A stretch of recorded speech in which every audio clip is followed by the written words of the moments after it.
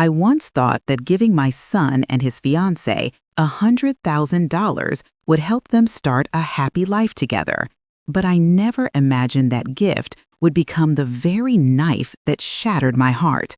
This is a story about love, betrayal, and the price that greed demands. My name is Evelyn Parker, 52 years old, a dark-skinned woman who spent half her life as a nurse in a small suburban hospital outside Atlanta. My life passed quietly like endless night shifts, filled with the rhythmic sound of heart monitors echoing in sterile white rooms. I was used to silence, to the blinding fluorescent lights, and to doing everything alone. Since the day my husband died in a car accident, the world around me had shrunk to one person, my son, Marcus. When Marcus was little, he was cheerful and gentle. He had his father's bright eyes, warm and full of compassion. I believed that if I could raise him well, if he could live peacefully, then I needed nothing more. My world began and ended with Marcus. I worked double, even triple shifts just to make sure he never went without. When the hospital downsized, I took on night duty after night duty, trading sleep for caffeine. Every time I saw him sleeping soundly, I whispered to myself, as long as you can study, live, and be happy, all my exhaustion is worth it. We lived in the small house my husband had left behind. It was old but cozy, every corner filled with traces of the past, the faded wedding photos, the faint scent of his cologne, the armchair where he used to read the paper every evening. I kept everything as it was, just as I kept Marcus close, afraid that one day he might drift away. Time passed faster than I realized. Marcus grew up to be quiet and ambitious. He graduated from college, found a stable job, and then one day he brought home a girl.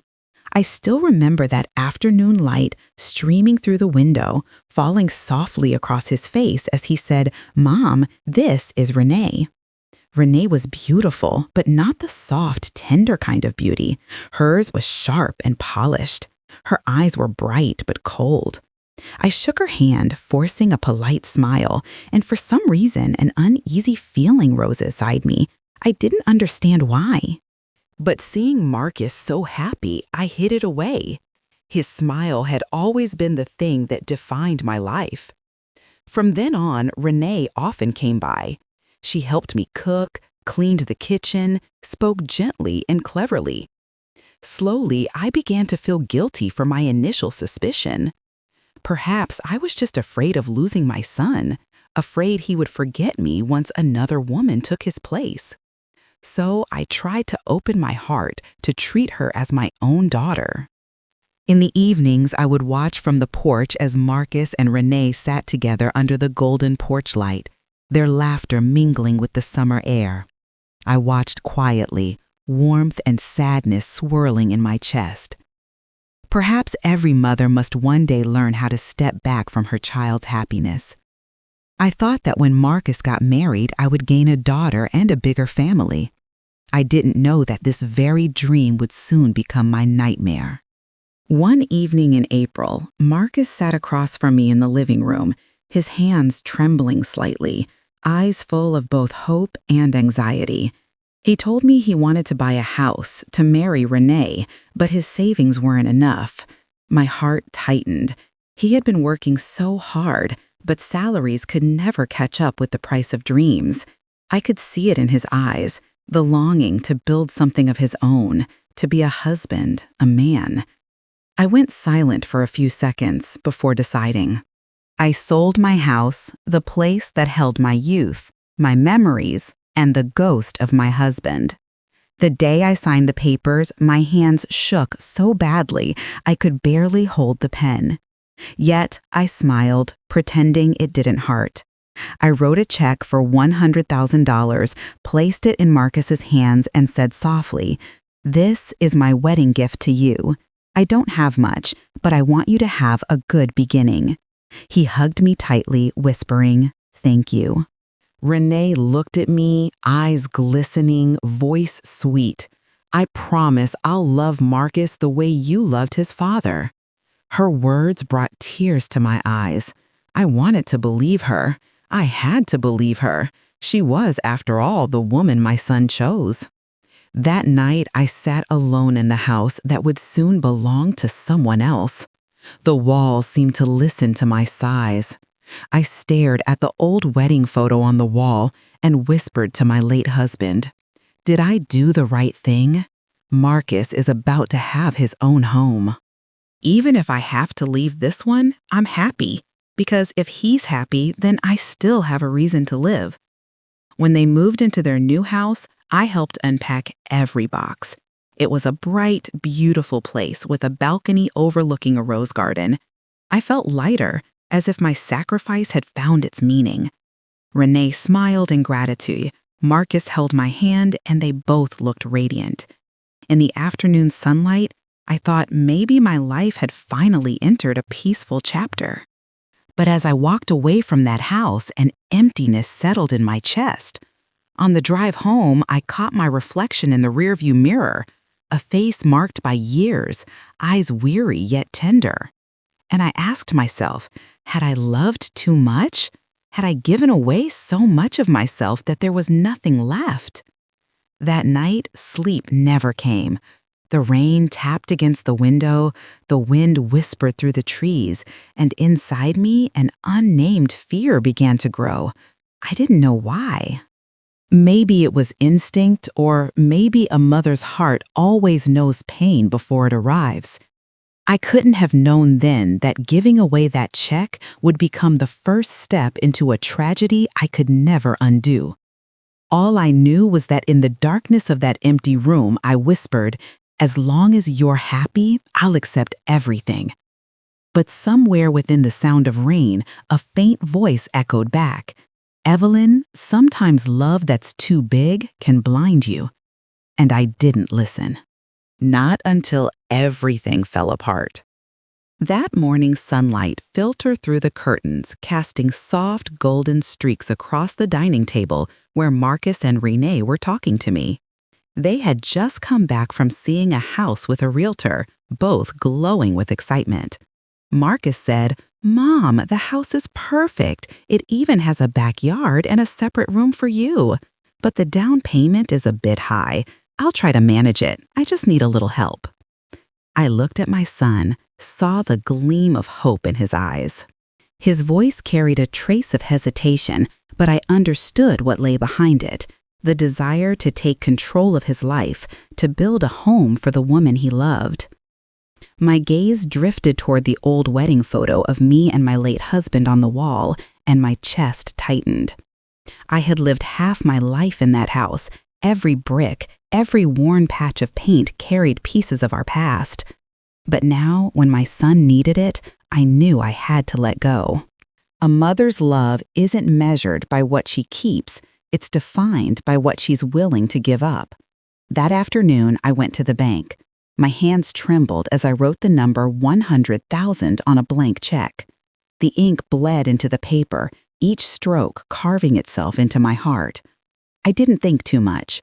I only remembered the light in Marcus's eyes when he spoke about the future, and Renee's gentle smile as she placed her hand on my shoulder, saying, "Thank you, Mom. You're the most wonderful person."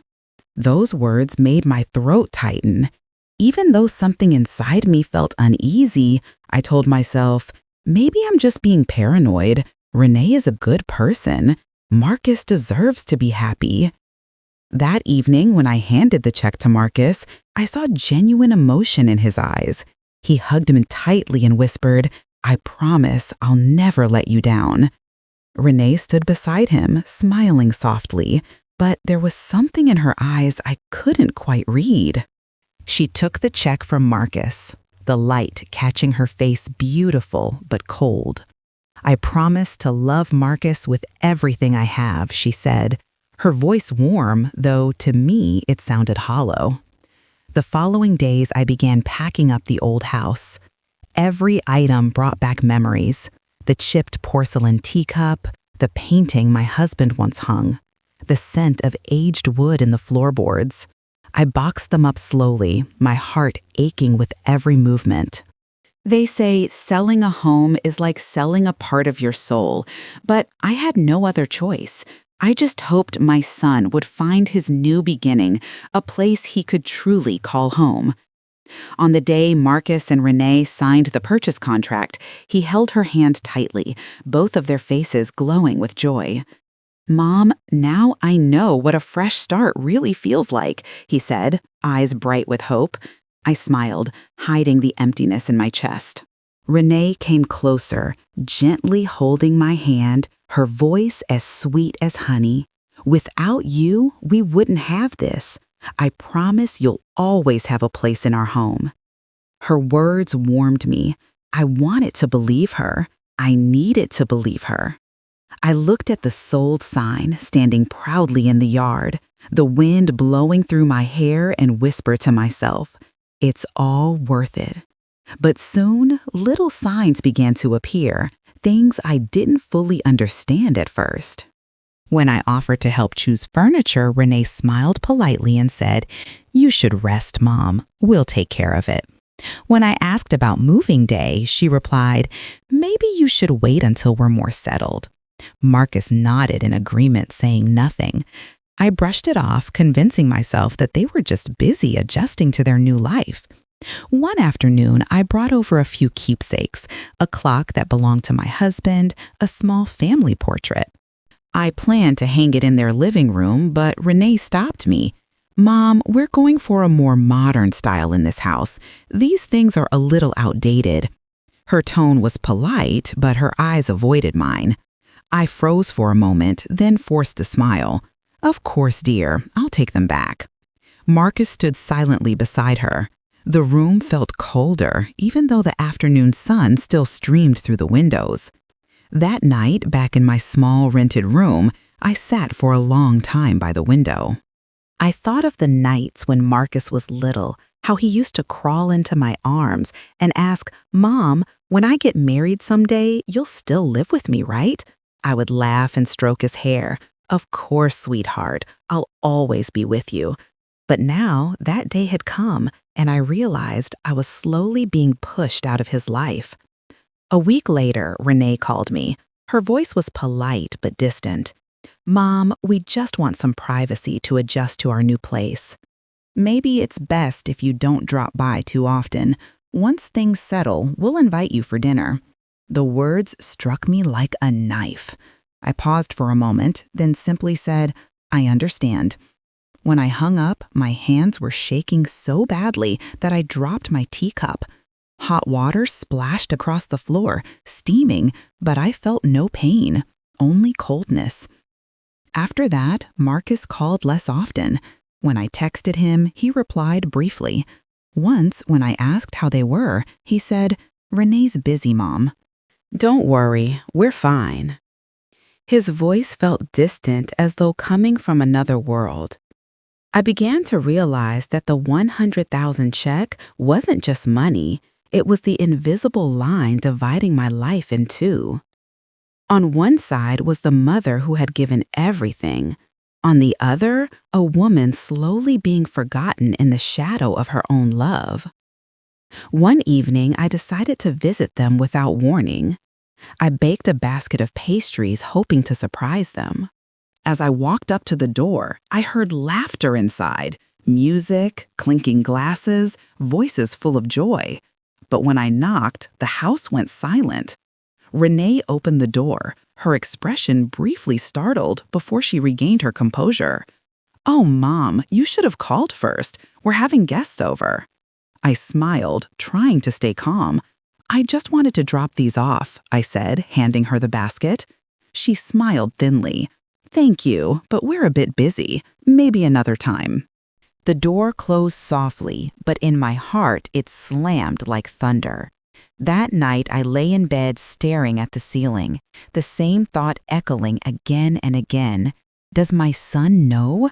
Does he realize I'm slowly disappearing from his life?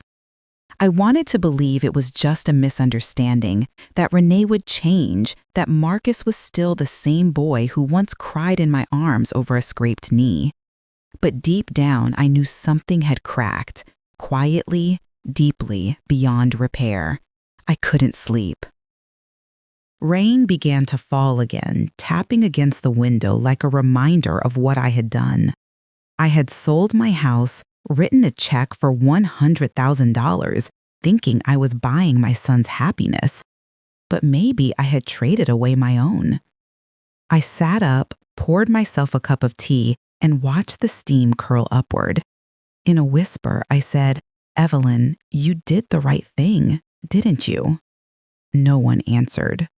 Only the cold wind outside crept through the window as if to remind me every sacrifice comes with a price, and sometimes that price is far higher than loneliness.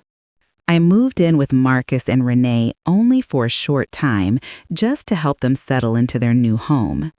I brought along a few things, some clothes, my familiar tea set, and a small family photo in an old wooden frame. My heart was full of hope. I believed the coming days would be a time of healing, a chance to grow closer to my son and learn to love the woman he had chosen. At first, everything felt warm. I woke early to prepare breakfast. The sound of the pan sizzling and the sweet smell of pancakes filled the kitchen. Marcus came down the stairs smiling, saying, "I miss this smell so much, just like how you used to make them." Renee smiled softly and nodded. I thought maybe everything would be fine, that my fears were only the anxious thoughts of a lonely mother afraid of losing her place. But only a few weeks later, things began to change. One morning, while I was preparing lunch, Renee came into the kitchen. Her eyes narrowed slightly as she looked at the dishes I just washed. "Mom," she said, her voice soft but cool, "you don't need to clean up. I like to do things my own way." I smiled, trying to keep my tone gentle. "I was just helping, dear. It's no trouble." She pressed her hand against the counter and said more quietly, each word deliberate, "I really want the kitchen to stay organized. Everything has its own place, you understand, right?" I froze. There was something sharp in her eyes, more like a warning than a reminder. I slowly put down the towel and nodded. "Yes, I understand." From that day on, I stopped cooking as often. I sat on the sofa, listening to the sound of pans clanging in the kitchen, to Renee's soft laughter, and to Marcus joining in. Sometimes I heard whispers that made me feel like a guest in my own family's home. One evening, while I was tidying the living room, Renee stepped out of the bedroom, her hair loose, her silk nightgown glowing under the light. "Mom, you don't have to clean the living room anymore," she said, her tone sweet but distant.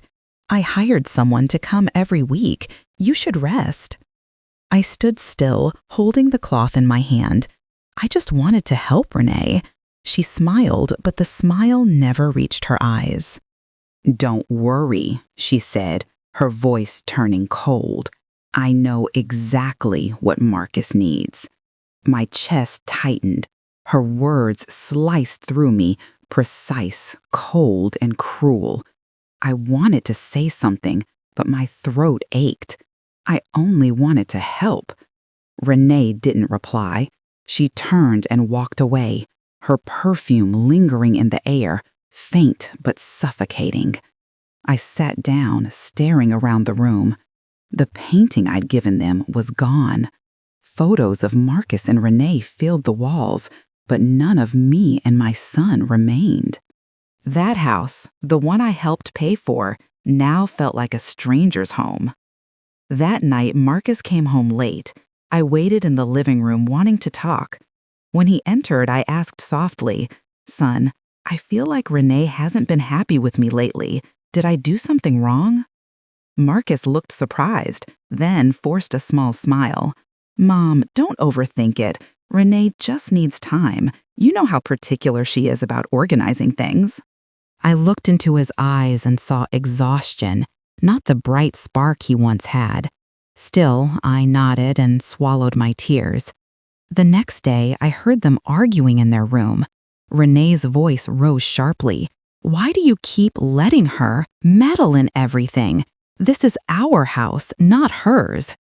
Marcus said something softer that I couldn't make out, and then came the sound of a door slamming.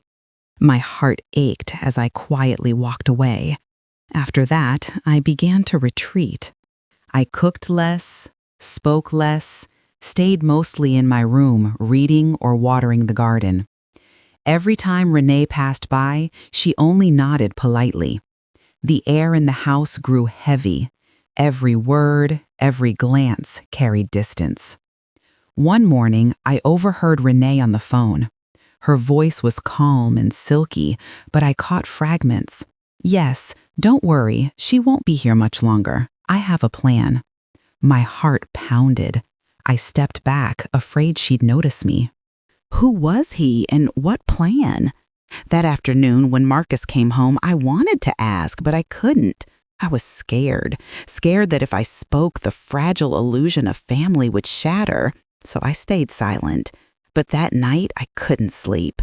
I heard Renee go downstairs, the refrigerator door opening, the soft clink of a bottle against a glass, followed by a quiet, satisfied laugh. The next morning, Renee came to me. "Mom, I think you should take a break and stay somewhere else for a while," she said smoothly. "The house still needs some finishing touches. It'll be hard for you to stay here in the meantime." I looked at her, searching for even a trace of kindness. There was none, only the polished poise of someone evicting another while pretending to care. I asked quietly, "And Marcus, what does he think?" Renee smiled. "He agrees. He just didn't know how to tell you." It felt like the floor had fallen away beneath me. I walked out into the garden where the roses I'd planted were wilting from neglect. The breeze brushed against me, but inside a storm was raging. I thought about that $100,000 check, about the mornings I spent cooking, about Marcus's eyes when he was a child. All of it now fading, erased by someone else's hand. That evening, when Marcus came home, I didn't wait for him to speak. I simply asked, "Do you really want me to leave?" He stood silent for a long moment, then said, "Mom, I just think you need your own space, and so do we." I smiled, but tears fell anyway. Your own space, I understand. That night, I packed my things one by one. No one came to say goodbye. Renee stayed in their room. Marcus stood at the doorway, unable to meet my eyes. As I rolled my suitcase toward the door, I heard her voice behind me, sweet and false. "Take care of yourself, Mom." I didn't answer. I just walked away as the door closed behind me, this time truly closing. I stood on the street under the dim glow of the streetlight, the cold wind brushing my face. I turned back to look at the house, once a symbol of love, now the place that cast me out. And in my mind, a single question echoed with no reply. What did I do wrong? Or was it simply that my kindness had become an inconvenience? I began to walk, the sound of the suitcase wheels on the gravel syncing with the slow breaking rhythm of my heart. And in that moment, I knew the real storm was only just beginning. I started packing on a morning laced with soft rain. Droplets clung to the window frame, reflecting the dim light, as if the sky itself shared my quiet sorrow. I folded each piece of clothing, carefully tucked away the blanket Marcus used as a boy, every item stirring memories I had tried to bury. I didn't know where I would go, only that this place was no longer mine. When I opened the drawer of the small wooden cabinet beside the living room, I stumbled upon a folder. It was neatly bound in a black leather cover, sealed with a bank insignia. At first, I didn't intend to open it. I had no wish to meddle in my son's affairs. But when my eyes caught the bold print on the first page, my hands began to tremble. Property owner, Renee Johnson. Loan guarantor, Evelyn Parker. I froze. My eyes locked onto the words, each line slicing through my heart. I read them again and again, hoping I was mistaken. but it was all too clear. The house, the one I had invested $100,000 in, the one I thought would be my son's home, belonged to Renee. And me, the mother, who had loved and trusted them, was listed merely as a guarantor for the debt. I sank into a chair, my breath faltering. Every sound around me disappeared, leaving only the pounding of my heart and an aching hollowness. I saw again the moment I handed Marcus that check, Renee's smile, her words, "You're the most wonderful mother." Now I realized that smile was never meant for me. It was a smile of triumph. Clutching the folder, I walked to the living room. Marcus sat on the couch scrolling through his phone, the blue light flickering on his face. I set the papers down on the table and asked, my voice shaking, "Marcus, why is the house in Renee's name?" He looked up, startled for a moment, then quickly composed himself. "Mom, it's nothing. Renee's just better at managing finances. She's on the title for convenience." I stared at him, my voice quivering. And why am I listed as the guarantor on a loan I never agreed to? Marcus sighed, setting his phone aside. His expression hardened. "Mom, you wouldn't understand. Renee organized everything carefully. Please don't interfere, okay?" I stood there as if struck. I wouldn't understand? Marcus, that's my life savings, the house I sold to help you. How can you say that to me? He looked weary, almost annoyed. "Mom, I'm an adult. I know what I'm doing. Renee and I have our own plans. You should just trust us." I let out a shaky laugh, tears spilling down my cheeks. "Trust? I've trusted you your entire life, and now you've used that trust to sign my name on a debt to make me a guarantor for a house I can't even call my home?" He said nothing, eyes downcast. That silence was more brutal than any argument. I looked at my son, the boy I once believed would protect me, and saw only a stranger. "My son, when did you disappear, leaving this cold stranger behind?" I whispered, but only the sound of rain answered, drumming against the roof. Renee appeared at the foot of the stairs, a cup of coffee in hand, her expression calm, composed. "Is everything all right, Mom?" she asked sweetly, though her eyes gleamed with something sharp, control. I turned to her, my voice breaking. "Renee, why is the house in your name?" She shrugged, her tone smooth. "Oh, it's nothing serious. I just put it under my name for convenience.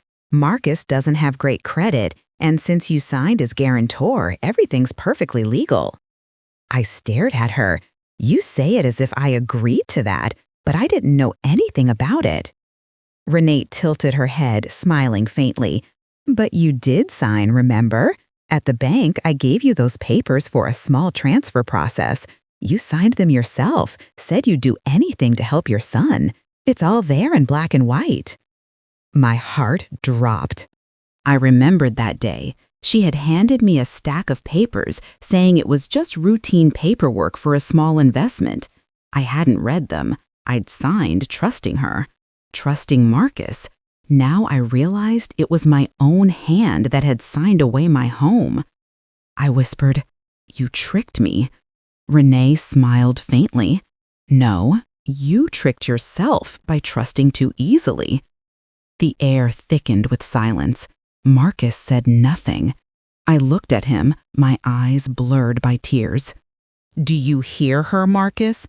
Do you hear what she's saying to me?" He turned away, muttering, "Mom, please, don't make a scene."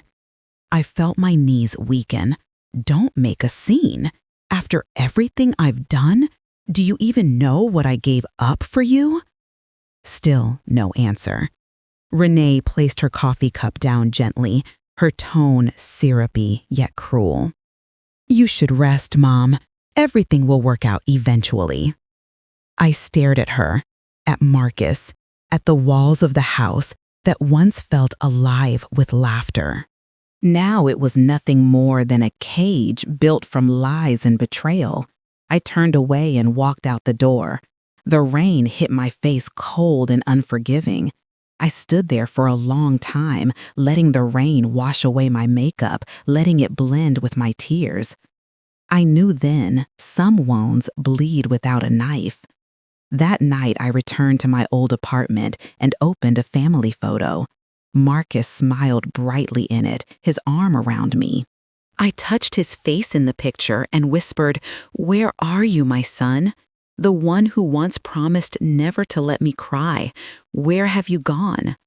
Lightning flashed outside the window. I sat alone, my heart caught between pain and awakening. I realized this storm wasn't just outside, it was inside me. When the next flash illuminated the sky, I made a silent vow.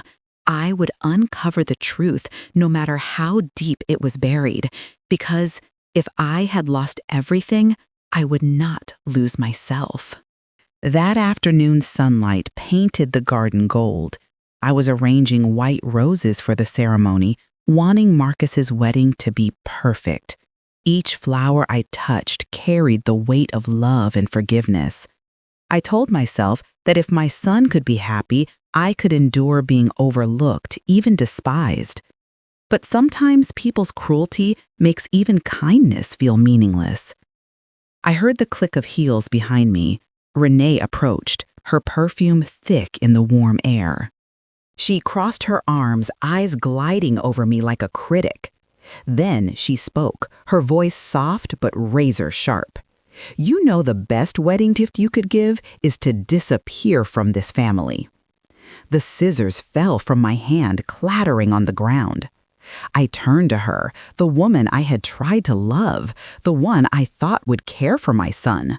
But her eyes held only contempt. "Renee, what did you say?" I whispered, trembling. She tilted her head, smiling faintly. "You heard me. I don't need you meddling or pretending to be kind. Marcus and I will build our own life. We don't need your past dragging us down." My heart cracked. At that moment, I saw Marcus standing at the porch. He had heard everything. I waited for him to speak, to defend me, but he didn't. He just bowed his head in silence. That silence hurt more than any insult. I turned away, tears burning in my eyes. The flowers scattered across the ground, crushed and broken, just like me. That night, while everyone slept, I sat alone in my room, surrounded by memories that no longer belonged. I thought of the little boy Marcus used to be, the one who once said, "Mom, don't ever leave me." I had promised him I wouldn't, yet now he was the one pushing me away. The wind whispered through the cracks of the window. I could almost hear Renee's cruel words echoing again, "Disappear from this family." I wondered if I had already vanished from their lives long ago. I opened my drawer and took out the $100,000 check. I had meant it as a gift, a symbol of love and hope. Now it felt like a token of my own foolishness. Maybe to them, I was nothing more than a walking checkbook, a mother to be used, not loved. I held the check tight, tears streaming down. "Marcus," I murmured, "do you even know what I sacrificed to give you this? Do you know how much I trusted you?" From the living room, laughter drifted in, Renee and Marcus talking about the wedding. Their voices, their joy, pierced through me like knives. I stood by the door looking through the narrow crack. The light from the living room glowed on their faces, radiant and content. In their eyes, I was already gone. That night, I couldn't sleep. I wandered through the house, touching every piece of memory, each one whispering goodbye. At dawn, I went into the garden. The roses I'd arranged had wilted overnight. I cut one more bloom and placed it gently on the table. "I hope you're happy, Marcus," I whispered, "even if that happiness no longer includes me." But deep inside, I knew something darker was coming. a storm far worse than I could imagine. Renee's words were only the beginning of a nightmare, and that night before the wedding was not just an ending, but the moment my life began to break apart. Something inside me had shattered, but another part, stronger, quieter, had just awakened. I didn't know it then, but the truth waiting ahead would be far crueler than I could ever prepare for. The pain I felt that night was only the calm before the storm. The wedding day arrived. The sky was a dazzling blue, sunlight spilling over the garden I had once planted myself. Everything was perfectly arranged, the white ribbons, the red roses, intertwined with sprigs of lavender. People say a wedding is the happiest day of one's life, but for me, that day was when I learned how to smile through pain, how to stand among people and still feel utterly alone. I arrived early wearing a dark blue dress, the one Marcus once said, "Mom, you look beautiful in that." I hoped at least he would still remember. But as I walked in, eyes merely flickered toward me before glancing away as though I were an uninvited guest. Renee appeared radiant in her pure white gown, her face glowing as if the world itself belonged to her. Marcus stood beside her in a perfectly tailored black suit, his smile stiff and practiced. I looked at him, my heart sinking. Gone was the boy who once ran into my arms. Gone were the innocent eyes that used to light up when he called me Mom. Now in his place stood a man, proud, distant, unreachable. The ceremony began. Music filled the air, applause echoed, laughter surrounded me. I sat in the front row, forcing a smile, though I felt hollow inside. When the priest spoke his blessings, I clasped my hands and whispered a silent prayer. Please let my son be happy, even if that happiness no longer includes me. The reception that followed was loud and joyful. Glasses of red wine clinked, laughter burst from every corner. I stood quietly watching my son and his bride dance under the lights. Renee's laughter was bright, Marcus's smile gentle, but in his eyes I saw something fleeting, something fragile, perhaps exhaustion, perhaps emptiness. Just as I was about to leave, Renee took the microphone. Her voice rang clear and confident, dripping with control. "We want to thank everyone for being here today," she said. And most importantly, she paused, her gaze sweeping the crowd before settling on me. "We'd like to express our deepest gratitude to Marcus's mother, who generously sponsored this beautiful wedding with $100,000. Applause erupted, whistles, cheers, compliments. People turned to me with admiring smiles. "You're amazing, so generous, what a wonderful mother." I bowed my head, my hands trembled. The glass of wine tilted crimson, spilling over the white tablecloth.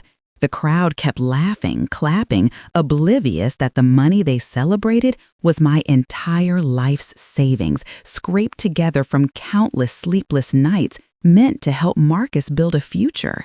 My future, all gone in that check.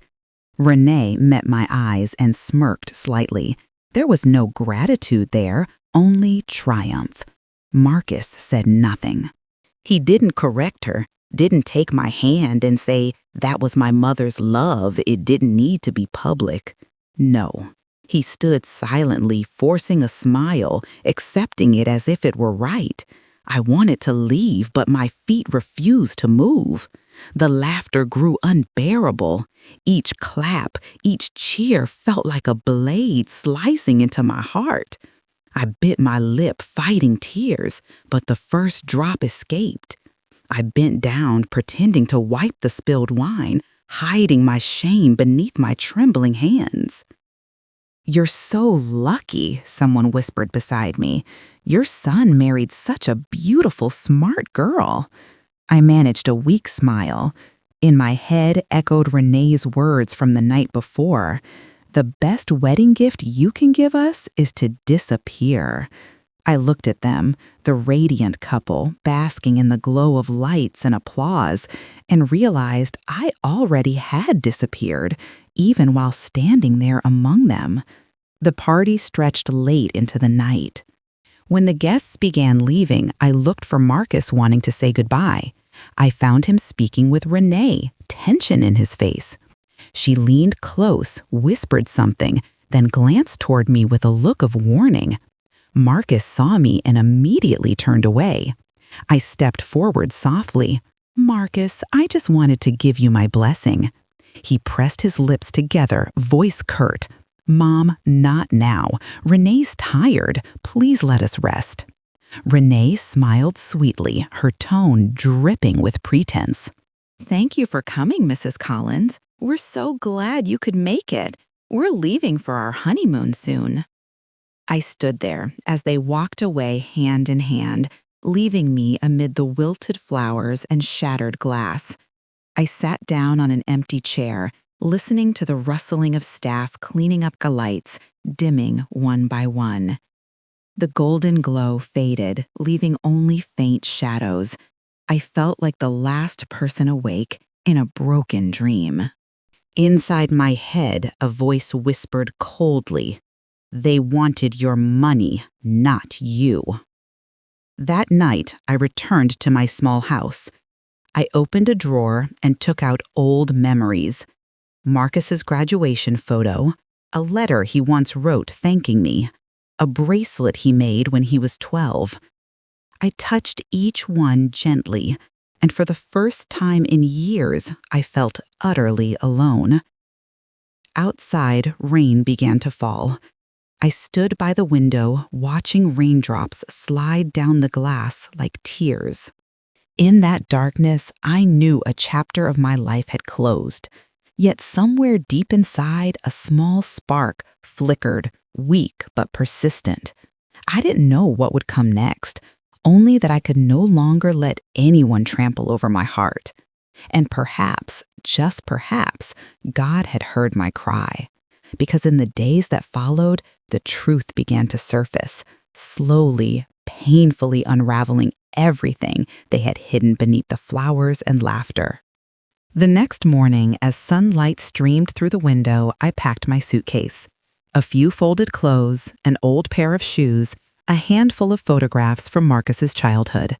I left no note, waited for no farewell. No one would notice my departure, and perhaps that was for the best. I stepped out of the house that once held all my dreams.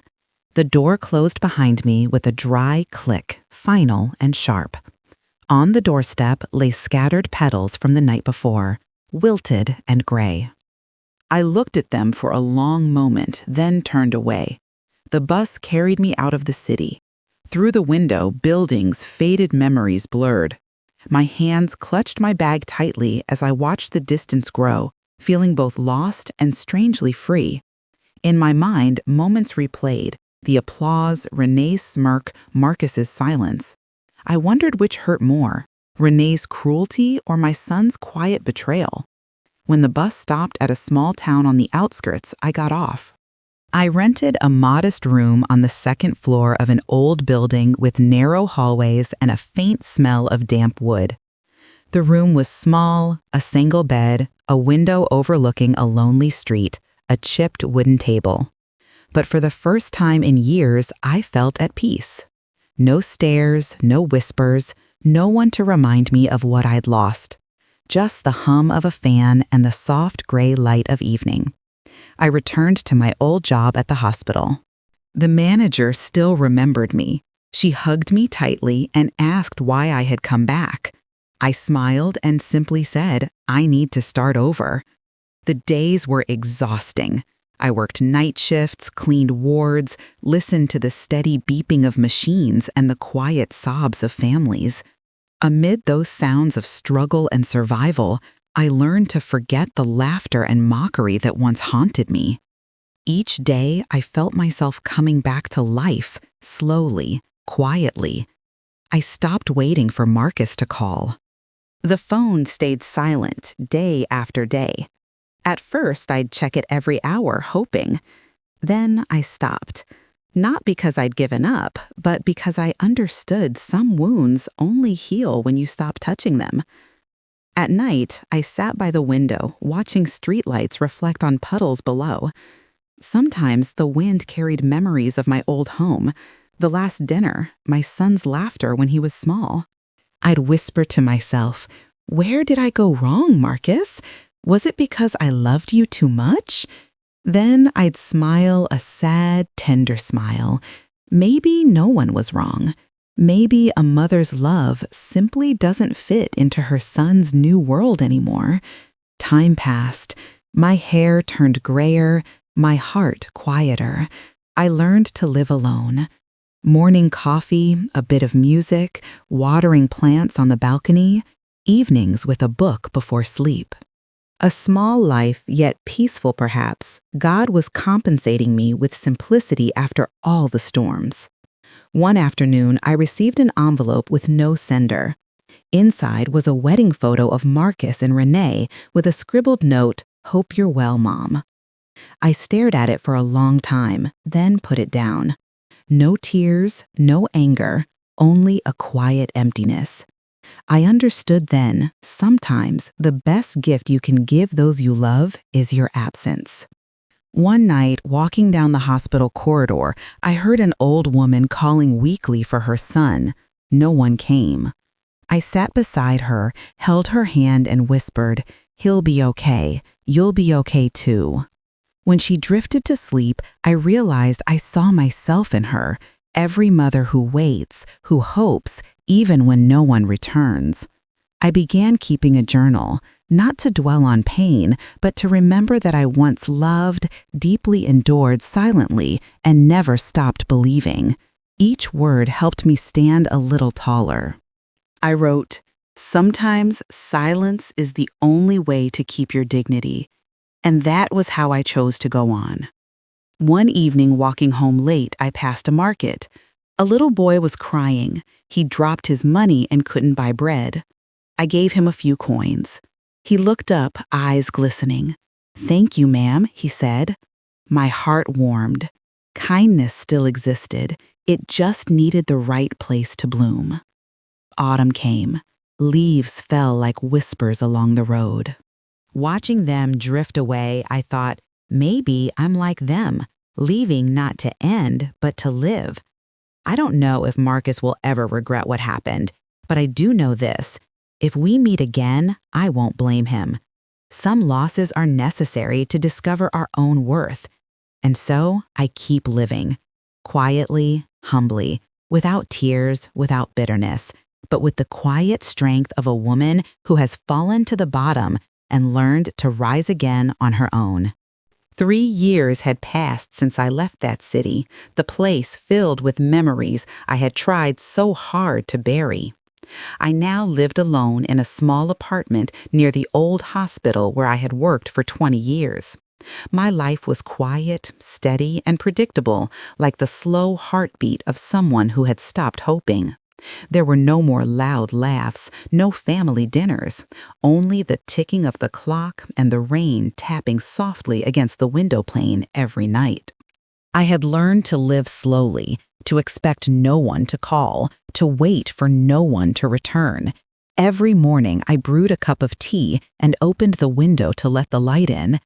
Sometimes memories of Marcus would still flood back, the image of a little boy laughing as I tied his shoelaces. But then I would whisper to myself, "It's over, Evelyn, don't look back anymore." Until that night. It was raining heavily, the wind howling through the eaves when I heard a knock on the door. At first I thought it was someone asking for help, a former patient or a lost neighbor, but when I opened the door, I froze. Standing before me were Marcus and Renee. Both of them looked worn out, their clothes soaked, faces pale and hollow, like they had just stepped out of a nightmare. Renee's hair clung to her cheeks, her eyes sunken and tired, while Marcus, my son, my only child, looked like he had aged 10 years. I stood there, unsure whether to call their names or close the door. Marcus spoke first, his voice trembling. "Mom."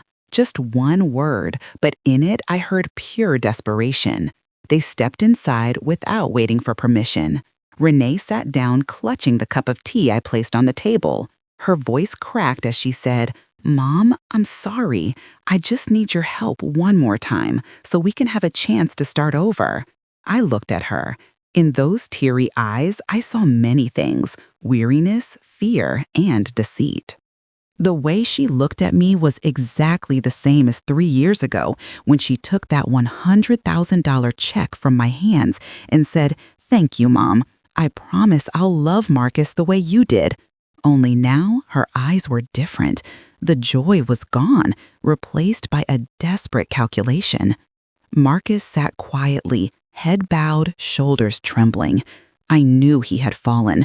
I knew his life had been swallowed by the same greed that once tore mine apart. I had heard about Renee's company collapsing, about the lawsuits for fraudulent investments, about how their assets had been seized and their friends had all turned away. And now here they were standing before me, the very people who once said, "The best wedding gift you could give is to disappear from this family." I put my cup down and asked quietly, "What do you want from me?" Renee cried harder, her tears mingling with the sound of the rain outside. "Mom, I know I was wrong, but we've lost everything. If you could help us just a little, we could start again." I said nothing. Her words fell into the silence between us. The rain lashed harder against the windows, the wind shrieking like it was trying to tear the door open. I looked at her long and hard, making sure I wasn't mistaken. Behind that fragile mask of guilt, there was still the same hunger, the same cunning gleam. It was still her, the woman who once stood at her own wedding and said, "The greatest gift you could give is to disappear." She hasn't changed, I thought. The only difference now is that she needs me. Marcus lifted his head, his lips quivering.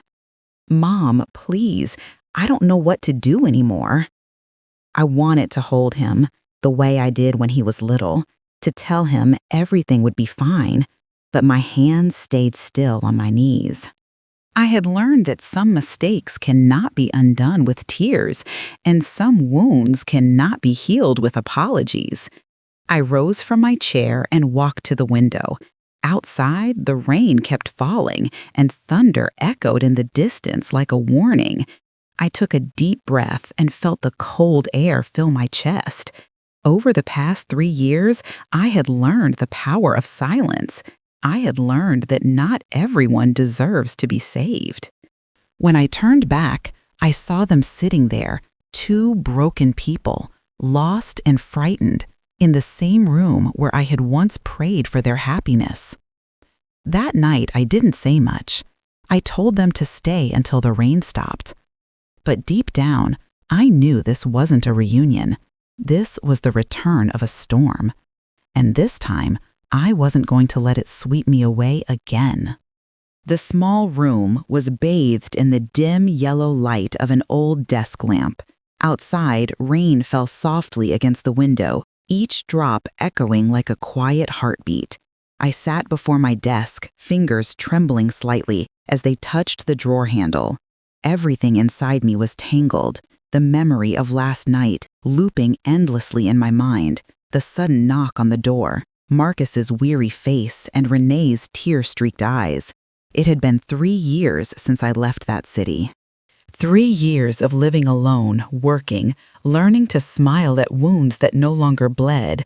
I thought I would never see them again, but then on that rainy night they appeared at my doorstep, two lost shadows desperate to find their way back.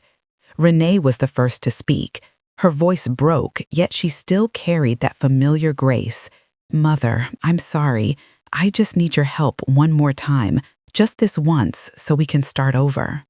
I looked at her, seeing exhaustion and despair carved into her face, but beneath it, the same calculating glint I'd once trusted. Marcus stood behind her, silent, hands clasped tightly together, eyes red and uncertain. I said nothing, only gestured for them to sit. The sound of rain filled the room, a thin curtain between the past and the present.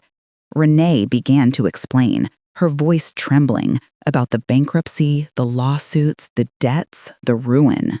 Marcus had lost his job, and she was being dragged through the mud by the media. I listened quietly, without anger, without pity. Every word she spoke sliced through the silence like the echo of a betrayal I'd already learned to forget. When she finally stopped, the room fell into stillness again. Only the slow ticking of the clock remained. I stood, walked to the wooden desk where I kept the few things that still mattered to me. My hand opened the drawer, and I took out a white envelope. Inside was a brand new check for $100,000, the savings I'd built over the past 3 years, not for them, but for my own life. I turned and placed the envelope in Renee's hand. She looked at me stunned. Marcus's voice trembled. "Mom, what are you doing?" I spoke calmly, my words steady and deliberate, as if they had been waiting for this moment all along. "This is my final wedding gift. It's also for you to disappear, just as you once wished I would." The air froze. Renee stood motionless, her hand shaking as she stared at the check. Her face drained of color, lips parted, but no sound came. Marcus lowered his head, shoulders trembling, tears tracing down his face. I looked at him, and there was no anger left, only an emptiness that felt almost peaceful. Maybe at last I had truly let go. I walked to the door and opened it. A gust of cold wind rushed in, carrying the damp scent of the fading rain. "Go home," I said softly. "The road is still long, and I no longer have the strength to walk it with you." Marcus stepped forward as if to reach me, but I took a small step back. Just one step, but enough to make him understand that some wounds, even healed, cannot be touched again. Renee lowered her head silent. She clutched the check, her eyes darting between shame and despair. I, on the other hand, felt an unfamiliar peace settling inside me. All the anger, humiliation, and grief of the past seemed to dissolve in that quiet moment. When the door closed behind them, I sat back down, pressing my hand against my chest. My heartbeat was slow, steady, alive. For the first time in years, I felt light, no longer weighed down by what I'd lost. It wasn't revenge. I simply returned what they had once given me. Outside the window, the rain had stopped. Only a few drops clung to the leaves. The sky was clearing, and the first light of dawn slipped through the clouds, falling softly on the forgotten cup of tea on my table. The world was still almost perfect, and I knew at last that I had truly stepped out of the shadows of the past. A few months after I turned my back and walked away, their world began to crumble like a castle made of sand under the first rain of the season. The news reached me through old acquaintances in the city. Renee had been arrested for financial fraud, her web of fake investments finally exposed. The company collapsed, debts piled up, and Marcus divorced her, left to face the ruins alone. When I heard it, I felt no anger, no satisfaction, only a stillness deep within, like the surface of a frozen lake in winter. Everything had returned to where it was meant to be. One late autumn afternoon, as sunlight filtered through the window of my small rented apartment, a soft knock sounded on the door. I opened it, and there stood Marcus, thin, haggard, his eyes sunken and weary. He looked at me, his voice hoarse with emotion. "Mom." That single word brought the past rushing back like fragments of a film, torn apart and reassembled in silence. Marcus sank to his knees before me. His hands trembled, his shoulders slumped like a lost child. "Mom, I'm sorry. I was wrong. I have no one left, nothing left but you." His voice cracked, breaking into sobs. I looked at him, my heart torn between love and the ashes of old wounds. I could still see the moment he'd stood silent when she told me to disappear. In that instant, the mother he once knew had died. What remained was only a quiet soul that had learned to smile through the pain. I sat down and placed my hand gently on his shoulder, as one might touch a scar that no longer hurts but never truly fades. "I've already forgiven you," I said slowly, each word falling softly onto the cold floor. "But I'm no longer young enough to start again from the wounds of the past." Marcus broke down, tears streaming down his face, hot and bitter as they fell onto my hands. I didn't cry. I had used up all my tears for them long ago. Now all that remained was peace, the kind of peace I had paid for with my youth and my heart.